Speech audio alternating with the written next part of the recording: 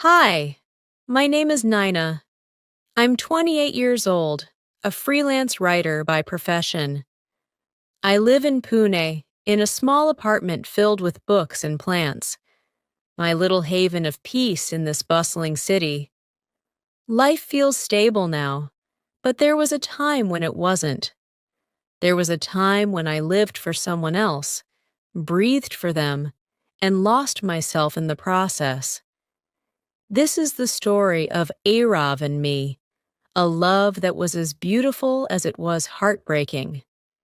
I met Arav when I was 21, during my final year of college.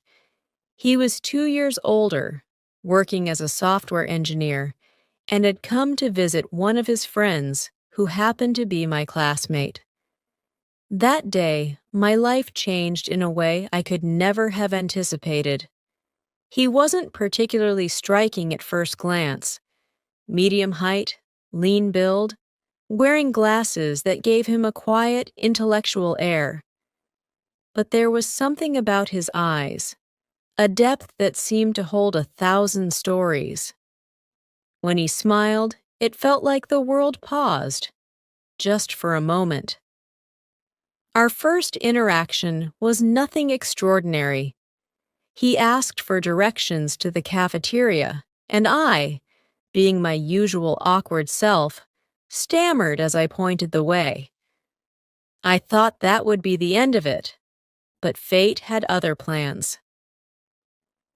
A week later, we ran into each other at a cafe near campus. I was sitting alone, lost in a book, when Arav approached me. "You're the girl who saved me from getting lost in your college," he said with a playful grin. I laughed nervously. "I wouldn't call it saving, but yes, that was me." He introduced himself, and we ended up talking for hours. We discovered a shared love for literature, art, and late-night drives. By the time we parted, I knew I wanted to see him again. Over the next few months, Arav and I grew closer. He had a way of making me feel seen, truly seen, in a way no one else ever had. He'd remember the smallest details about me, the way I liked my coffee, the songs I hummed absent-mindedly, the stories I wanted to write someday. He was kind, thoughtful, and had a dry sense of humor that always caught me off guard. But more than anything, he made me feel safe. For the first time in my life, I allowed myself to fall completely, utterly in love. But love is never simple, is it? Arav had a complicated past, one he didn't talk about often. His parents had a turbulent marriage that ended in a bitter divorce.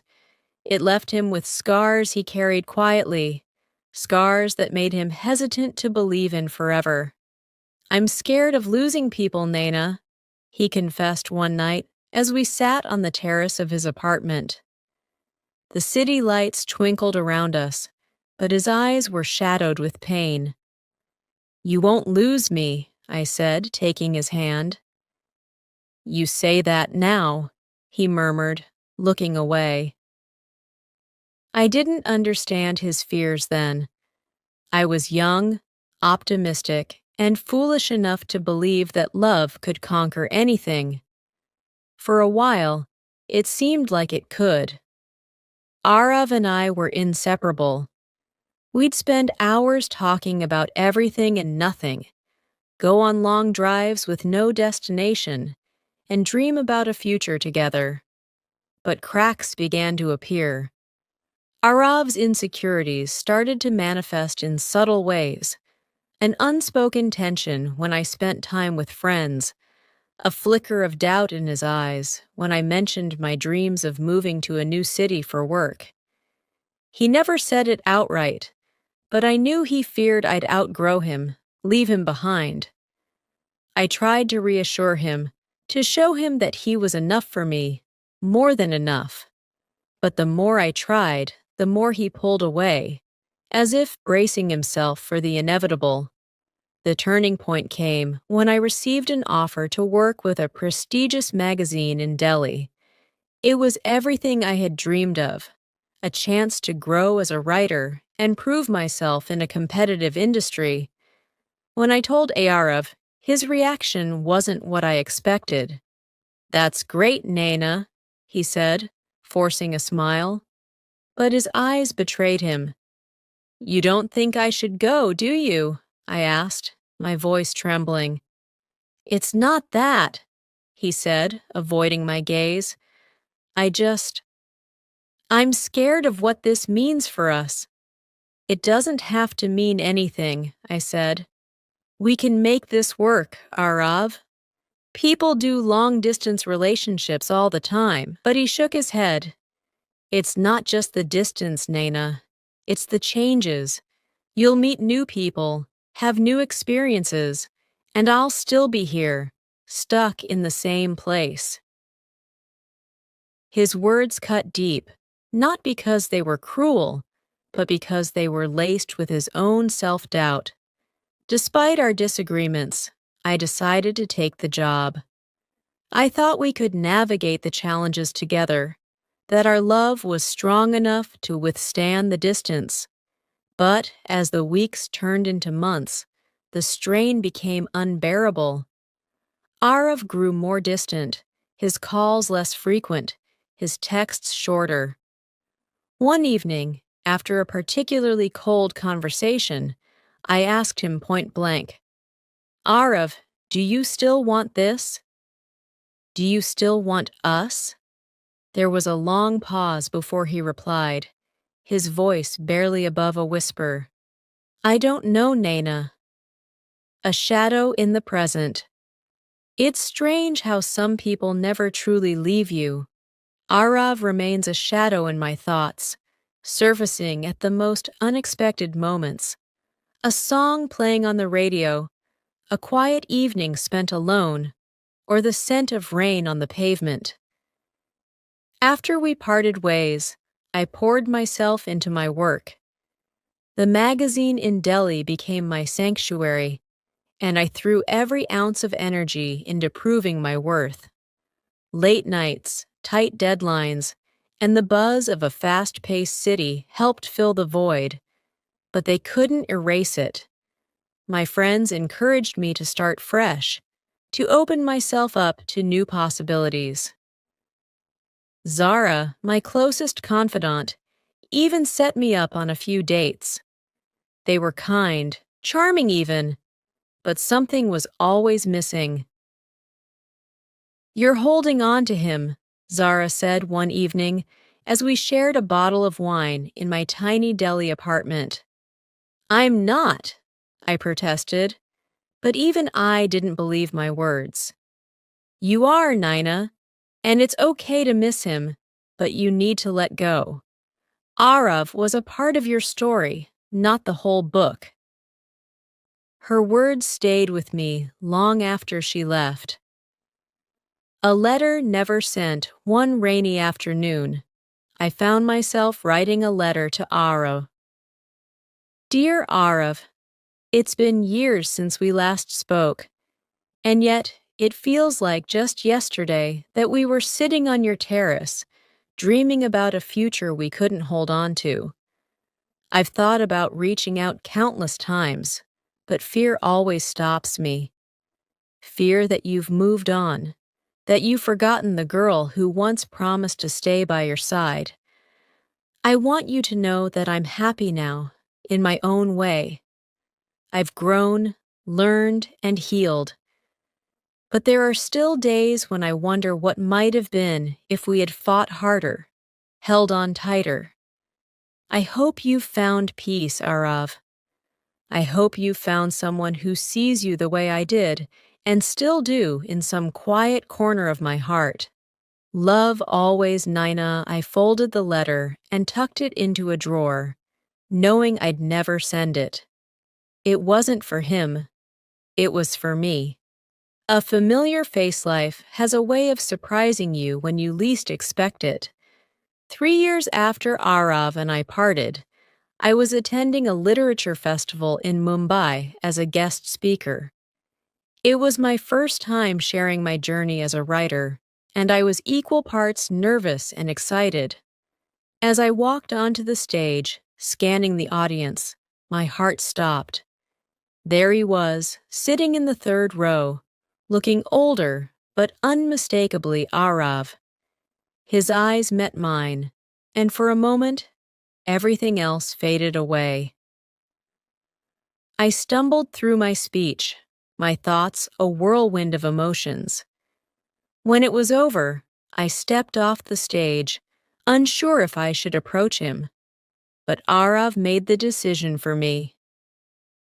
"Naina," he said softly, standing in front of me. "Arav," I replied, my voice trembling. We stood there, awkward and uncertain, until he broke the silence. "You were incredible up there." "Thank you," I said, managing a small smile. There was so much I wanted to say, but words failed me. Instead, we sat down at a nearby cafe, and for the first time in years, we talked. What could have been Arav told me about his life, how he had moved to Bangalore for a new job, how he had spent years grappling with his insecurities, and how therapy had helped him find clarity. "I've thought about you, Naina," he admitted, his voice tinged with regret, "more than I should have." "I've thought about you too," I confessed, but I didn't know if reaching out would make things better or worse. "Maybe it would have made things better," he said, his eyes searching mine. "Or maybe we needed the time apart to grow."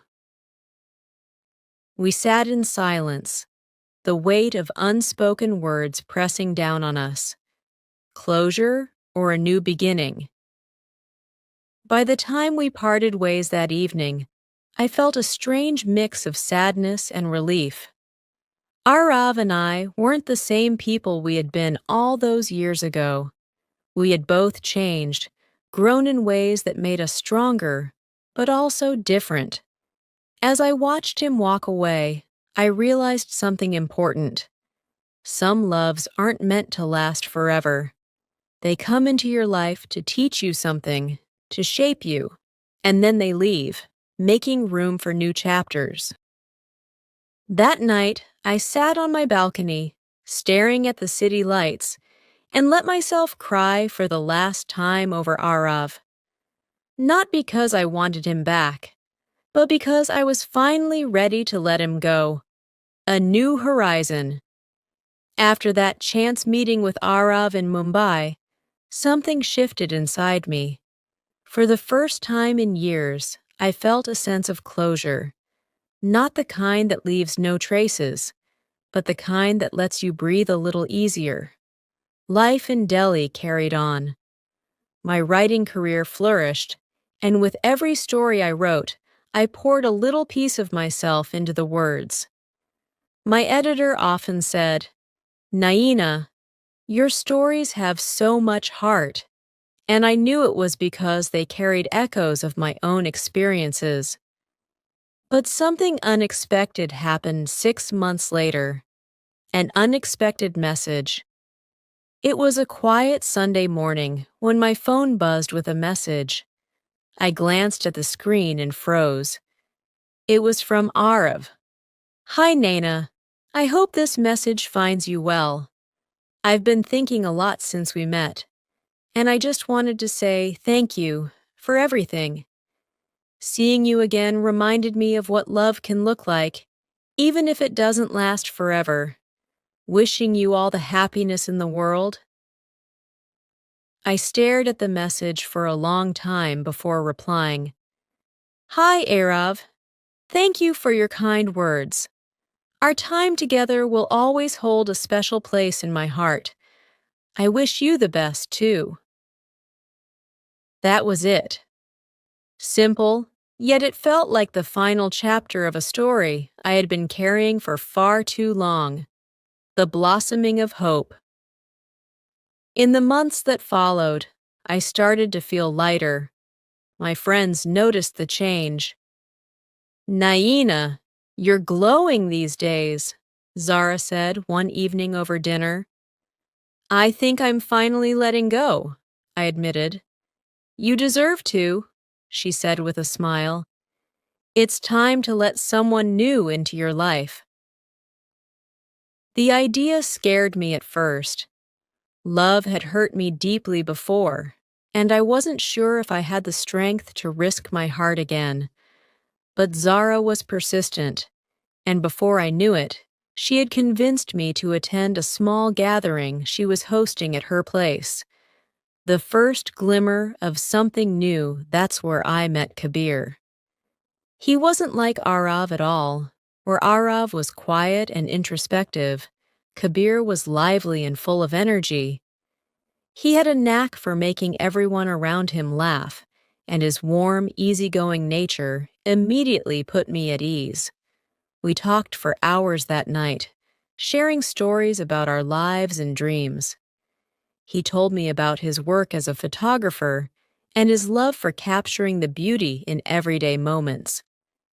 You have a beautiful way of looking at the world, I said, genuinely impressed. And you have a beautiful way of expressing it, he replied, referring to my writing. There was a spark between us, one I hadn't felt in a long time. Letting love back in Kabir and I started seeing each other casually at first. Coffee dates, walks in the park, long conversations that stretched late into the night. He was patient with me, never pushing too hard or expecting more than I was ready to give. And slowly, without even realizing it, I found myself opening up to him in ways I hadn't thought possible. One evening, as we watched the sunset from a rooftop cafe, he turned to me and said, You know, Naina, you have this way of carrying so much in your heart. It's beautiful, but it must be heavy sometimes. His words hit me deeply. It is, I admitted, but I think I'm finally learning to let go of some of that weight. Good, he said with a smile, because you deserve to feel light. A love of my own. Making Kabir and I have been together for a year now, and while our love is different from what I had with Arav, it feels just as meaningful. With Kabir, I've learned that love doesn't have to be all-consuming to be real. It can be steady, supportive, and full of joy. Sometimes Arav still crosses my mind, not with sadness, but with gratitude. He was my first love, my greatest teacher, and the reason I grew into the person I am today. And now, with Kabir by my side, I'm learning that love isn't about erasing the past.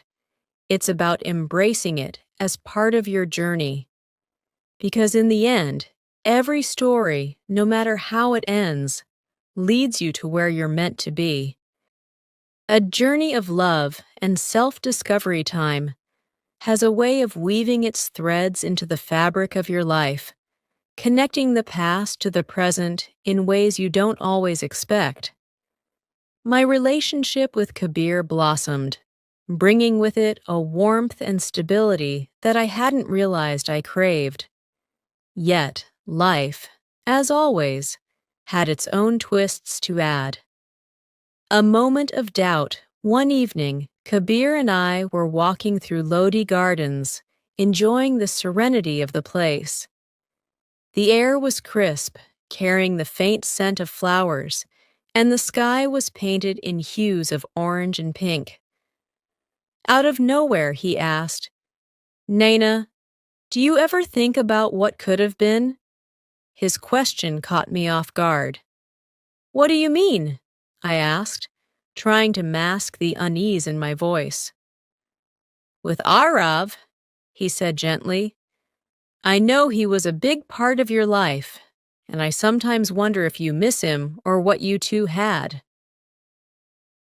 I stopped walking, the question hanging in the air between us. Kabir, I said after a moment, Arav will always be a part of my story, but he's not my present. You are. What I had with him was beautiful in its own way, but it taught me that love isn't just about passion. It's about growth, understanding, and choosing each other every day. And that's what I want with you. Kabir smiled, his eyes soft with emotion. I'm glad you feel that way, because you're my present too, Naina, and I want to be your future. His words filled me with a sense of peace, reaffirming that I was exactly where I was meant to be. An unexpected encounter once passed, and life settled into a comfortable rhythm. Kabir and I started talking about the future, moving in together, traveling to places we both dreamed of, and building a life as partners. But as fate would have it, Arav crossed my path one last time. It happened at an art gallery opening in Mumbai. I was there to cover the event for a feature article, and Kabir was photographing the event for the organizers. As we moved through the crowd, admiring the artwork, I spotted Arav standing in front of a striking painting. A blend of vibrant colors and chaotic brushstrokes that seemed to mirror my own emotions. He turned and saw me. For a moment, it felt like time had rewound. Naina, he said, his voice tinged with surprise and something deeper. Nostalgia, perhaps. Arav, I replied, offering a polite smile. It's been a while. It has, he said, glancing at the man beside me. And I see you've found someone who makes you happy. I looked at Kabir, who was watching us with quiet curiosity. Yes, I have.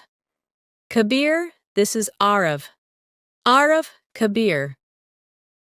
The two men shook hands, an unspoken understanding passing between them. The final goodbye. Later that evening, Arav and I found ourselves alone for a brief moment. I'm glad you're happy, Naina, he said, his tone sincere. Thank you, Arav. I hope you found happiness too. I'm getting there, he said with a faint smile. I've learned a lot since we parted ways, and seeing you now, I realize that letting you go was the right thing to do, for both of us. His words, though bittersweet, felt like a closing chapter, one that I hadn't realized still needed to be written. Moving forward. As Kabir and I walked out of the gallery that night, hand in hand, I felt a sense of completeness I hadn't experienced before. My journey with Arav, though painful at times, had shaped me into the person I needed to be for Kabir. A woman who could love without fear, give without hesitation, and embrace the present without being tethered to the past. Love, I've learned, isn't about holding on to what was. It's about finding the courage to let go and make space for what could be. And with Kabir by my side, I'm ready to embrace whatever the future holds.